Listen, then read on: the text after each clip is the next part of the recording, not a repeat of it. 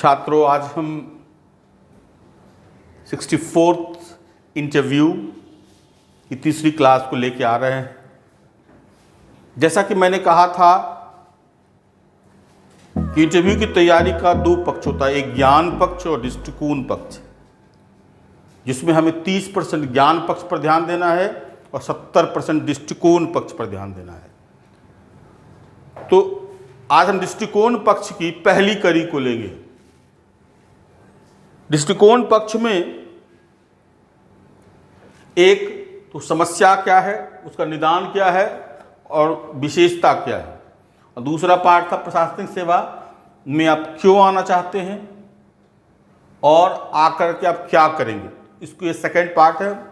हम अब पहले पार्ट में समस्या, निदान और विशेषता पर ध्यान देंगे।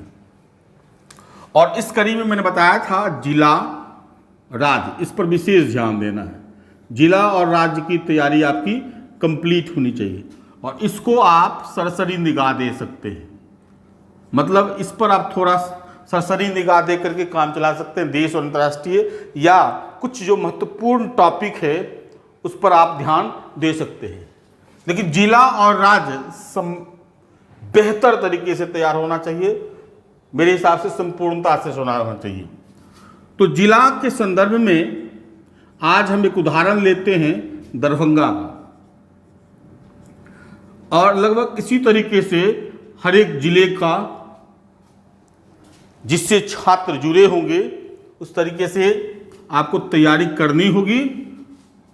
और इसमें जो मेरे द्वारा सहयोग दिया जाएगा उसका आप उपयोग कर सकते हैं। अब जैसे दरभंगा जिला, तो आपको इंटरव्यू में पूछा जाएगा, क्योंकि मैंने पहले भी कहा कि इंटरव्यू बोर्ड के पास कुछ नहीं होता है, आपका फाइल नहीं होता है, तो वही आपसे पूछेंगे अब किस जिले से आते हैं, तो आप कहेंगे मान लीजिए दरभंगा जिले से आते हैं।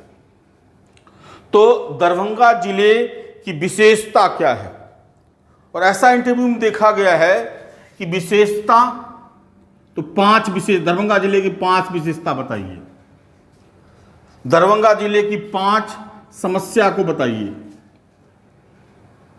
और आप विशेषता बता दिए और समस्या बता दीजिए, फिर 5 संभावना बताइए,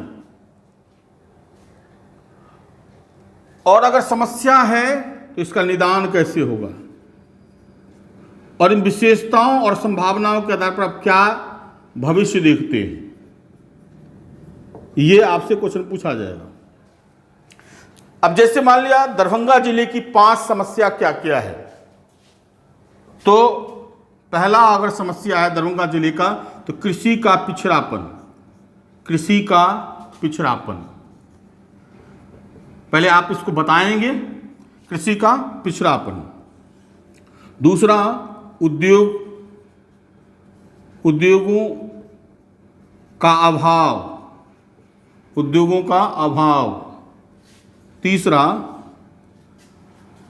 प्राकृतिक आपदा।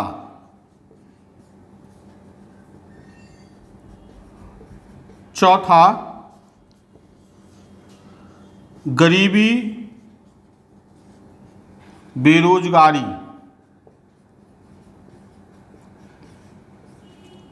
पांचवा शिक्षा का निम्न स्तर।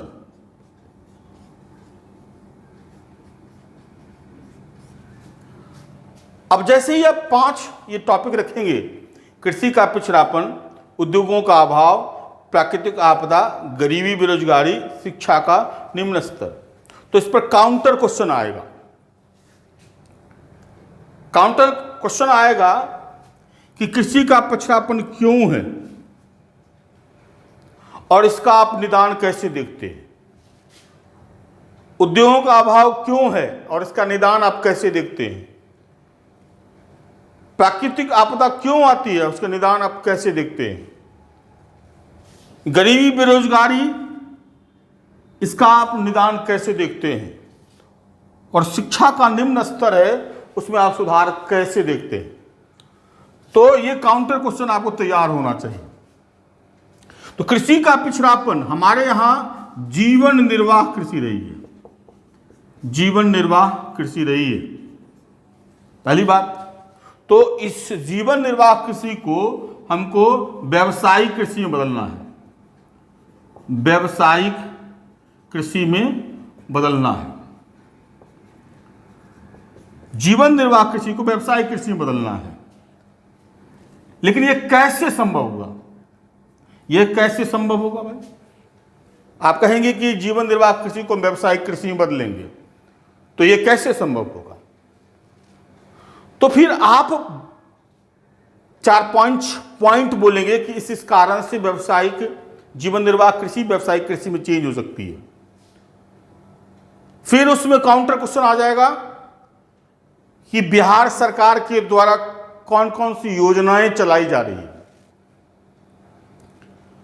तो उन चीजों को दें। तो पहले हम देखें कि जीवन निर्वाह कृषि को व्यावसायिक कृषि में कैसे बदलेंगे, वो कौन कौन से पॉइंट हैं। तो पहला एक होगा भूमि सुधार। भूमि सुधार ये बिहार के भूमि, ये बहुत बड़ी समस्या रही है। उसका एक कारण ये है कि एक तो जो पर हेक्टेयर जो है सिर्फ जितना 0.39 पर हेक्टेयर जो है जोत का आकार है। हालांकि कृषि सघनता 145 है, लेकिन जोत का आकार इतना ही है। और दरभंगा की बात करेंगे तो लगभग 94% जो है वह लघु एवं सीमांत किसान है, लघु एवं सीमांत किसान है। तो और वो भी अभी तक डाटा सेट नहीं हुआ है। हालांकि ईटीएस के माध्यम से बिहार सरकार प्रयास कर रही है। तो इलेक्ट्रॉनिक टोटल स्टेशन, ये याद रखेंगे, इलेक्ट्रॉनिक टोटल स्टेशन, इस माध्यम से भूमि सुधार को क्रियान्वित करने की कोशिश कर रही है। लेकिन समस्या है। दूसरा क्या है उपाय? तो हमें चकबंदी और सहकारी खेती को बढ़ावा देना होगा, क्योंकि जोतों का आकार छोटा होगा तो हरित क्रांति का लाभ नहीं मिलेगा। आपको पता है, पूछा जाएगा कि चकबंदी और सहकारी खेती क्यों? क्योंकि द्वितीय हरित क्रांति का लाभ तभी पूर्वोत्तर क्षेत्र को और दरभंगा को मिलेगा जब जोतों का आकार बड़ा होगा, और जोतों का आकार चकबंदी और सहकारी खेती से ही हो सकता है। तो तुरंत काउंटर क्वेश्चन आएगा, चकबंदी क्या है या सहकारी खेती क्या है, या दोनों में क्या अंतर, ये काउंटर क्वेश्चन आएगा। तो अब आपको बताना होगा, जैसे चकबंदी में स्वामित्व नहीं बदलता है, चकबंदी में स्वामित्व बदल जाता है, चकबंदी में स्वामित्व बदल जाता है, सहकारी खेती में स्वामित्व नहीं बदलता है।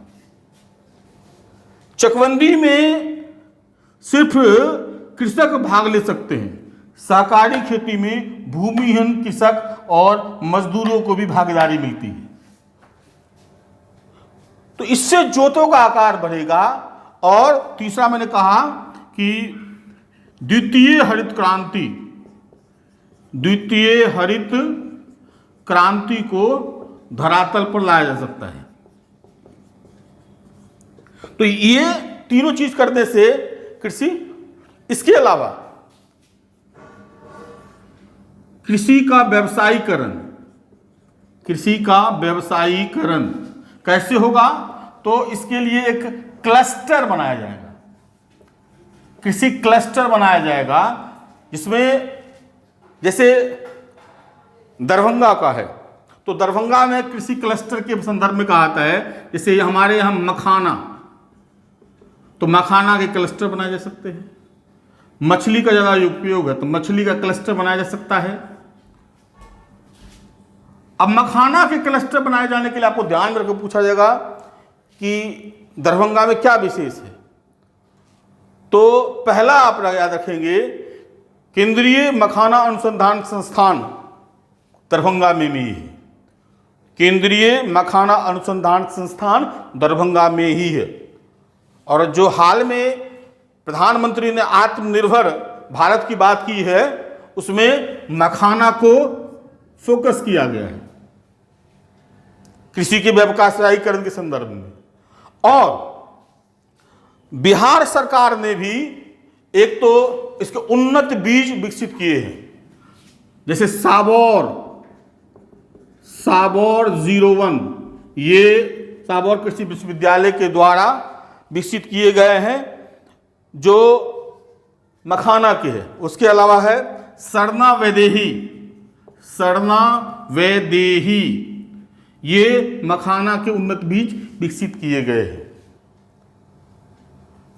और इतना ही नहीं, बिहार सरकार ने मखाना और मछली दोनों के लिए एक सही सेप हो तो जलकर योजना को सुदृढ़ करने की कोशिश की है और इसको GIS मैपिंग से जोड़ दिया है और कहा था हर एक साल जलकर को, यानी पोखर तालाब, उसका 2 साल में 2 बार सर्वेक्षण होगा। और जिस तरह मखाना के उन्नत बीज, तो मछली के भी उन्नत बीज की व्यवस्था की गई है। और आपको याद है बिहार में सबसे ज्यादा मछली के उन्नत बीज का वितरण दरभंगा में ही किया गया है। हालांकि उत्पादन सबसे ज्यादा मधुबनी में हुआ मछली का, लेकिन सबसे ज्यादा वितरण दरभंगा में ही किया। किसी को व्यावसायिक आधार देने के लिए निश्चित तरह से पशुपालन को जोड़ना होगा। और मैंने कहा मछली उत्पादन में दरभंगा जिला अग्रणी भूमिका निभा रहा है। इसके अलावा शहद उत्पादन में भी इसको व्यावसायिक रूप से जोड़ा जाता है।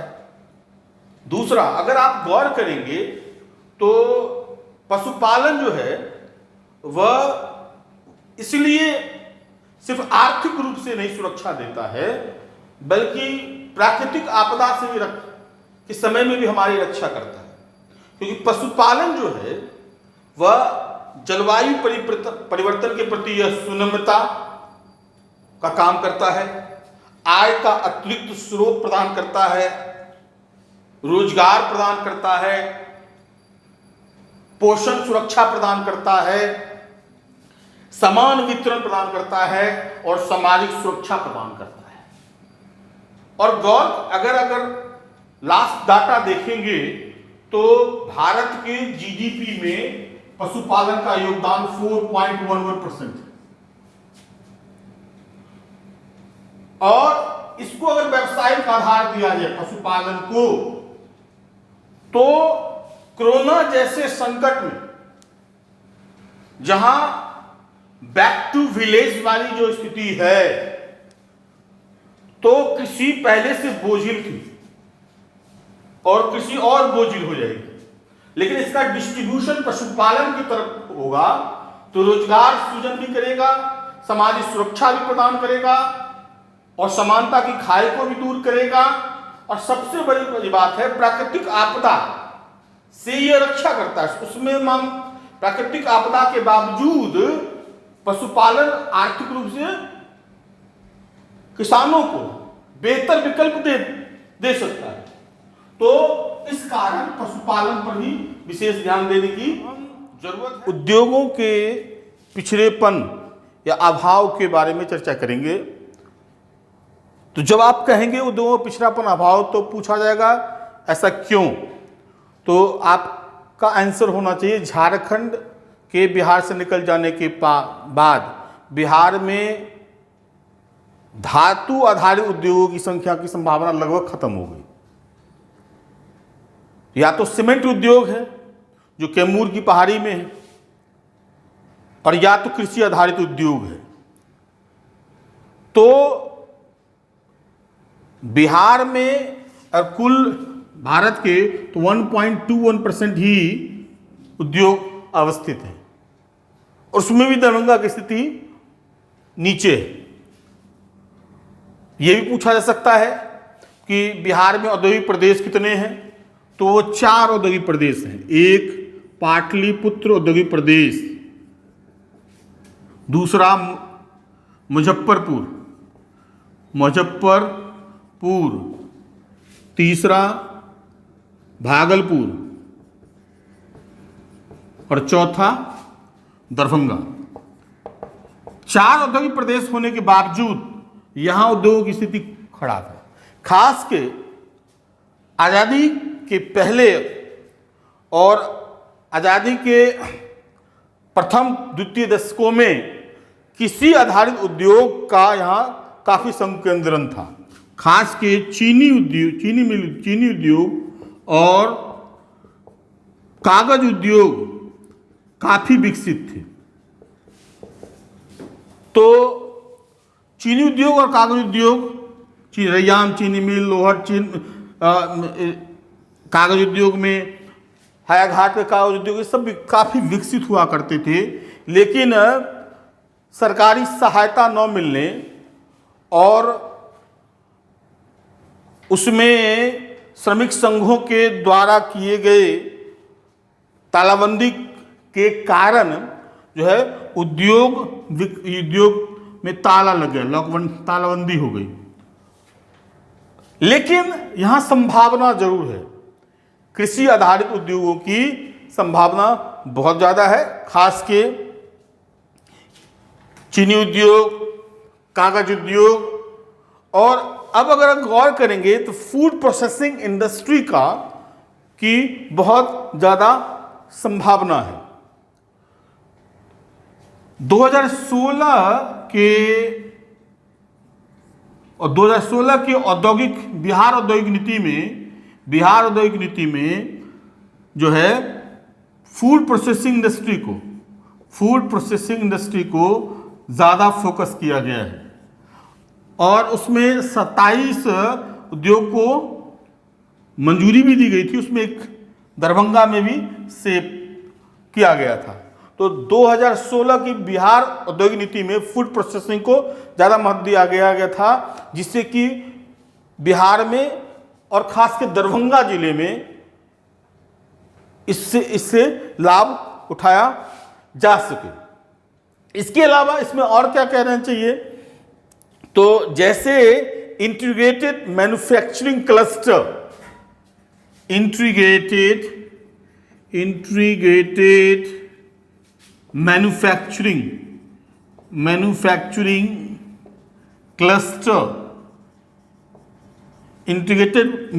क्लस्टर की स्थापना मधेपुरा में की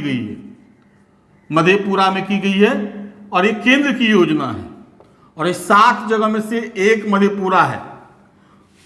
तो स्टेट को भी, बिहार सरकार को भी इसी तरह से इंटीग्रेटेड मैन्युफैक्चरिंग क्लस्टर की स्थापना करनी होगी, जिससे कि क्षेत्र विशेष की विशेषता के आधार पर वहाँ औद्योगिक क्लस्टर बने। और खास के मैन्युफैक्चरिंग क्लस्टर के लिए संभावना है, छोटे छोटे लघु एवं कुटीर उद्योग के द्वारा मैन्युफैक्चरिंग क्लस्टर बनाई जा सकती है। खादी ग्राम उद्योग को आगे किया जा सकता है, उसके लिए मैन्युफैक्चरिंग हब बनाया जा सकता है। उसके अलावा चूड़ी उद्योग, लाह उद्योग, सब वो जो छोटे छोटे क्लस्टर बना करके अगर क्षेत्र विशेष को सेव किया जाए तो वो मैन्युफैक्चरिंग हब बन सकता है। और एक मुख्यमंत्री उद्यमी योजना को धरातल पर क्रियान्वित करने की जरूरत है। जो SC ST EBC को 10 लाख रुपए की सहायता के द्वारा अपना उद्यम खोलने की जो बात की गई है, उसको धरातल पर लाने की जरूरत है। और दूसरा उसका व्यावहारिक प्रयोग। एक तो वो उन उद्यमियों को मिले बिना किसी इंटरफेरेंस के, बिना किसी कमीशन के, तो ये होना चाहिए। और दूसरा कि उसका डाइवर्जन नहीं होना चाहिए। अगर डाइवर्जन नहीं होगा तो फिर बिहार में जो है सो उद्योगों का विकास हो सकता है।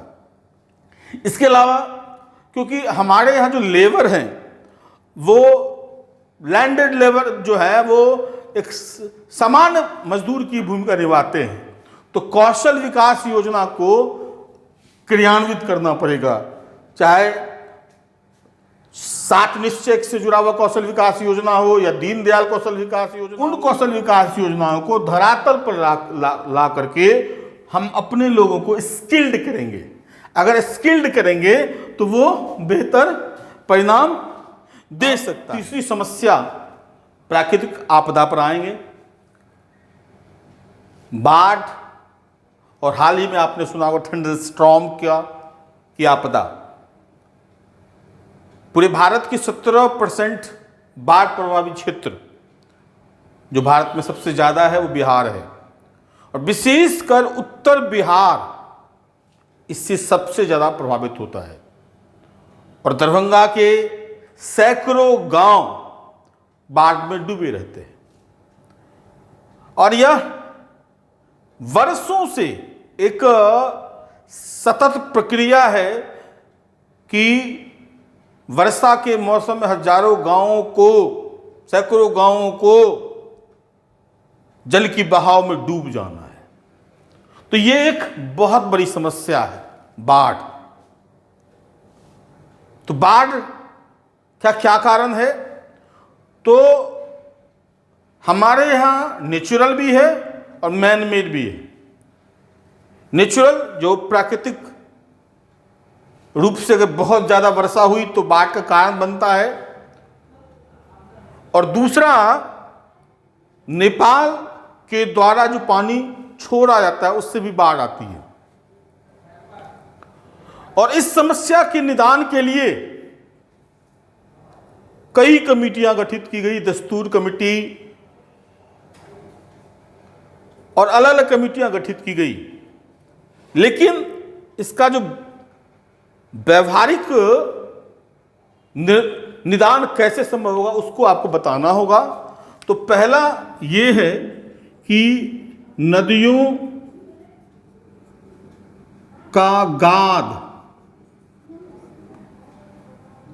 को हटाकर, नदियों के गाद को हटाना होगा। दूसरा, कैचमेंट एरिया बढ़ाना होगा। कैचमेंट एरिया में इंक्रोचमेंट को खत्म करना होगा। इंक्रोचमेंट को खत्म होगा। नदियों का गाड हटाना होगा जिससे नदी उसकी गहराई जाए हो तो पानी की संग्रहण क्षमता बढ़ेगी। कैचमेंट एरिया में इंक्रोचमेंट बढ़ाना हो, इंक्रोचमेंट को खत्म करना होगा। और पॉन्ड्स की संख्या बढ़ानी होगी। वैसे दरभंगा और मधुबनी को कहता है कि यह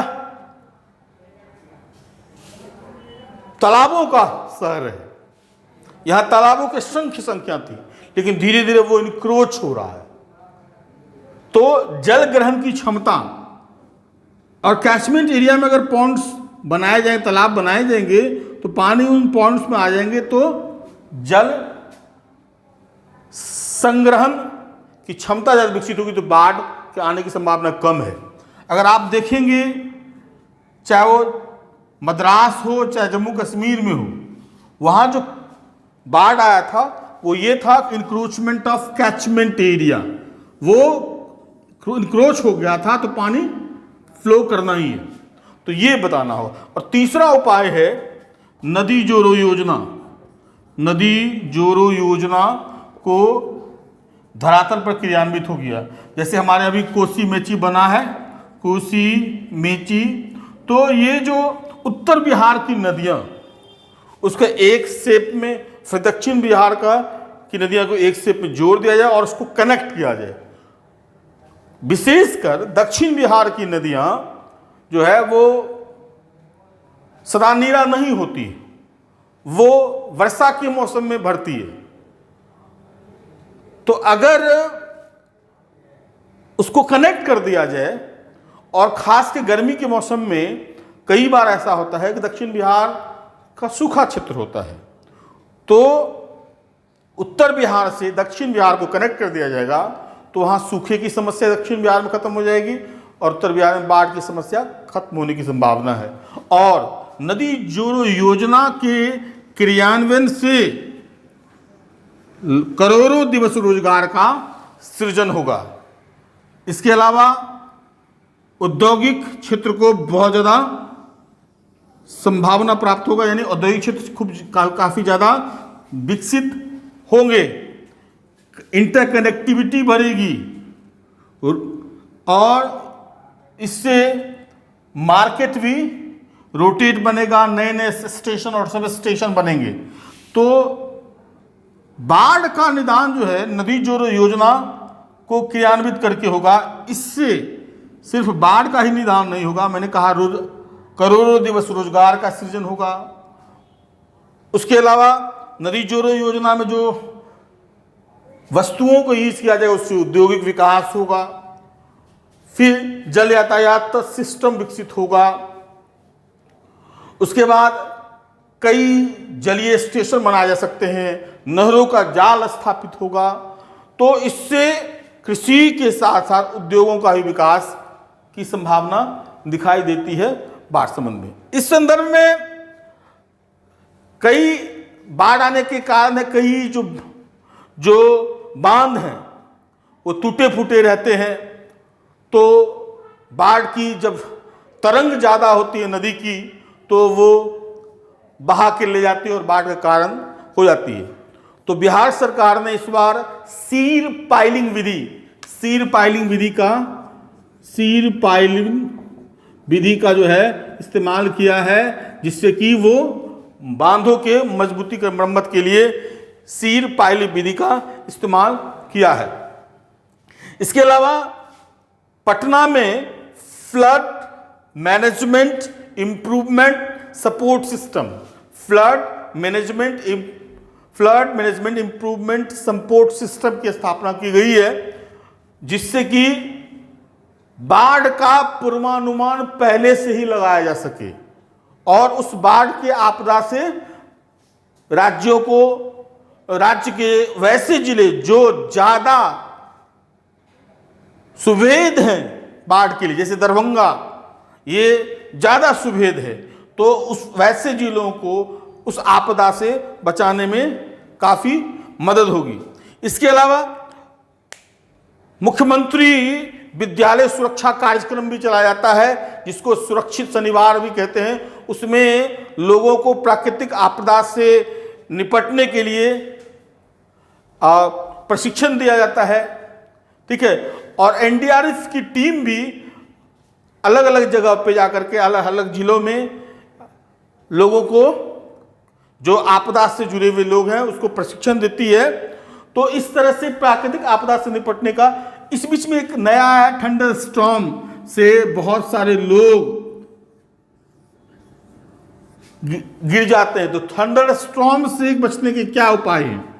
तो कहा जाता है कि थंडर स्टॉर्म से बचने के लिए आपको जहां भी है, या तो बड़े बिल्डिंग है तो या उसके अंदर में चले जाइए, नहीं तो जहां है वहीं बैठ जाइए। अगर आप किसी पेड़ के नीचे जाएंगे तो वो उसको ट्रांसफर करके वो आपको खत्म कर सकता है। या तो आप कहीं भी सिल्डेड, पेड़ के नीचे तो नहीं बैठेंगे, सिल्ड होकर के बैठ जाएंगे। इस तरह से ये थंडर स्टॉर्म वाला पूछा जा सकता है, क्योंकि 2-3 घटनाएं लगातार हो गई, इसमें 100-150 आदमी मर चुके हैं। तो थंडर स्टॉर्म का भी आप इसको तैयार कर सकते हैं। गरीबी एवं बेरोजगारी पर ध्यान देंगे तो जब भी आप इसकी चर्चा करेंगे तो आपके पूछा जाएगा कि गरीबी को कैसे आप परिभाषित करेंगे। निरपेक्ष गरीबी क्या है, सापेक्ष गरीबी क्या है, निर्धनता जाल क्या है, आय की असमानता क्या है, गरीबी से जुड़े हुए विभिन्न कमेटियों के द्वारा जो सिफारिशें की गई उसका क्रियान्वयन किस स्तर पर हुआ है, गरीबी को दूर करने के लिए केंद्र सरकार की क्या क्या योजनाएं हैं, बिहार सरकार की योजनाएं क्या क्या हैं। तो गरीबी से जुड़ी हुई योजना पर आपको परिभाषित और जो योजनाएं चल रही हैं उसको देखना होगा। और कभी कभी इसमें यह देखना होगा कि वैश्विक स्तर पर, जैसे यूएनडीपी के द्वारा, विश्व बैंक के द्वारा जो गरीबी का निर्धारण किया गया है और उससे, और हमारे यहाँ जो नीति आयोग योजना आयोग के द्वारा जो तैयार किया गया उस मापदंड में जो असमानता है, तो गरीबी से जुड़ा हुआ एक और आ सकता है MPI सूचकांक के बारे में आपको पूछा जा सकता है, ठीक है, क्योंकि ये काफ़ी चर्चा है, तो MPI सूचकांक को भी आप तैयार कर लेंगे। तो गरीबी का मतलब है गरीबी से को परिभाषित कैसे कैसे किया जाता रहा है, वर्तमान में कौन सा मापदंड है अपनाया जा रहा है, जैसे उपभोग का मापदंड अपनाया जा रहा है, ठीक है, उसके निपटने के लिए क्या क्या उपाय हैं, वर्ल्ड स्तर पर मल्टी पॉवर्टी इंडेक्स क्या है, मल्टी पॉवर्टी इंडेक्स में भारत की क्या स्थिति है, ठीक है, उसको आपको देखना होगा। उसी तरह बेरोजगारी, तो बेरोजगारी एक सबसे बड़ी समस्या है, और एक तो कोरोना संकट से पूर्व ही बेरोजगारी की स्थिति बहुत ज़्यादा विकराल थी, और आज और ज़्यादा विकराल हो चुकी है। जैसे एक शब्द आता है रोजगार विहीन समृद्धि, रोजगार विहीन समृद्धि की चर्चा होता है, रोजगार विहीन समृद्धि। तो रोजगार विहीन समृद्धि क्या है, क्या उदारीकरण से रोजगार बढ़ा है या नहीं बढ़ा है, उस पर पूछा जा सकता है। जैसे मान लिया रोजगार विहीन समृद्धि का एक डाटा हम आपको बता रहे हैं, 1988 to 1993 employment growth rate was 2.7%, 1993 to 2004 employment growth rate down by 107%, 2004 to 14 employment growth rate shrink 0.37%, and 2014 to 19 it's minus 0.45%, minus corona संकट से पहले ही माइनस 0.45% एम्प्लॉयमेंट ग्रोथ रेट था। तो ये एक रोजगार भी बेरोजगार संकट है। अब बेरोजगारी से इस रोजगार अगर बढ़ नहीं रहा है तो बेरोजगारी घटेगी कैसे? तो बेरोजगारी को हटाने के जैसे आप चर्चा हो रहा है कौशल विकास मिशन, कौशल विकास मिशन, ठीक है ना। तो कौशल विकास मिशन क्या व्यावहारिक रूप से क्रियान्वित हो गया है, हो रहा है ना? क्या यह संगठित रोजगार क्या होता है, असंगठित रोजगार क्या होता है, संगठित रोजगार में क्या स्थिति है और संगठित रोजगार में क्या स्थिति है? तो बेरोजगारी को के अलग अलग मायने उसको आपको समझाना पड़ेगा। खास के कोरोना संकट के बाद स्थिति और विकराल हो गई है, तो इस बेरोजगारी की समस्या को कैसे निपटा जाएगा? तो मैंने कहा था कि बेरोजगारी की समस्या ग्रामीण क्षेत्र में ज़्यादा होगी, क्योंकि जो मजदूर पलायन होकर के वापस गए हैं वो अधिकतर ग्रामीण क्षेत्र के हैं। ग्रामीण क्षेत्र में बोझ और ज़्यादा बढ़ेगा। तो उस संबंधित आपको क्या मैंने कहा था कि अब स्किल डेवलप्ड हो या अनस्किल्ड हो, जो कोरोना संकट है उससे कोई बचा नहीं सकता है। तो एग्रो बेस्ड इंडस्ट्री पर फोकस करना होगा, एग्रो बेस्ड इंडस्ट्री पर फोकस करना होगा, एनिमल हस्बेंड्री पर फोकस करना होगा। देख लीजिए रोजगार के लिए agro based industry, animal husbandry, उसके बाद आपको बागवानी, इस तीनों पर फोकस करना होगा। Animal husbandry, agro based industry, बागवानी। इससे जो है आपको ग्रामीण क्षेत्रों में ज़्यादा से ज़्यादा रोजगार सृजन होगा और लोगों की पलायन की दर भी घटे। अब हम पांचवी समस्या शिक्षा का निम्न स्तर पर विचार करेंगे। शिक्षा का निम्न स्तर कहने का मतलब ये है कि निश्चिततया साक्षरता दर 56.56%, 56.56%, ये दरभंगा की साक्षरता है। इसका मतलब है कि 43.44% लोग अभी भी साक्षर नहीं है। लेकिन इन 56.56% के लोग जो साक्षर हैं उनका शैक्षिक स्तर निम्न है, शैक्षिक स्तर निम्न है। मतलब ये साक्षर है लेकिन शिक्षा का स्तर उच्च नहीं है। इसका रीजन ये है कि कौशल विकास नहीं है।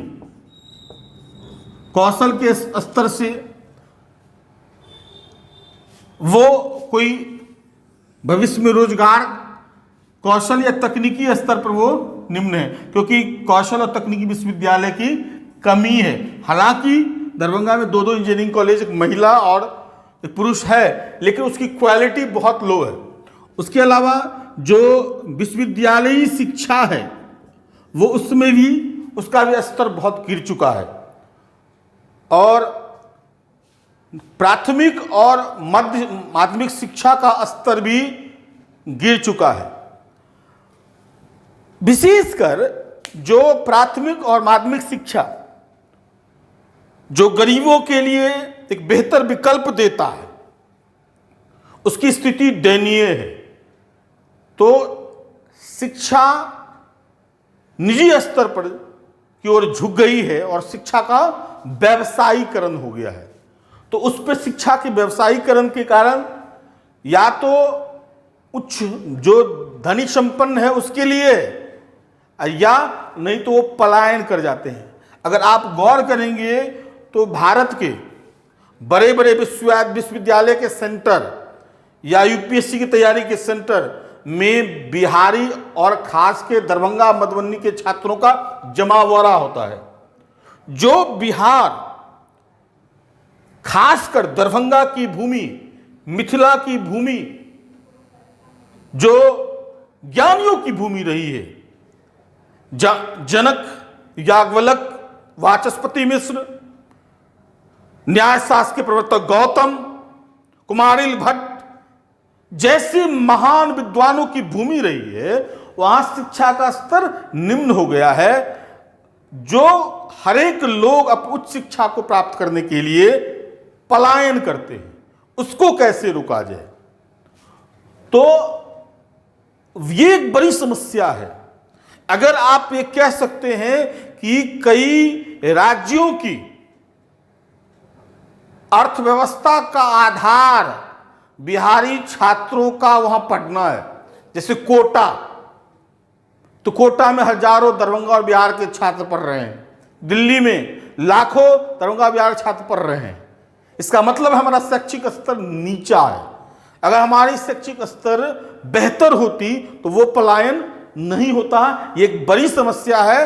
अगर उस पलायन को हम रोकेंगे तो हमें अपने रोजगार का सृजन होगा, हमारी अर्थव्यवस्था ज्यादा समृद्ध होगी। तो शिक्षा का स्तर कौशल युक्त होना चाहिए, जिससे रोजगार मिले, न सिर्फ बिहार में, बिहार के बाहर भी, और अच्छा रोजगार मिले।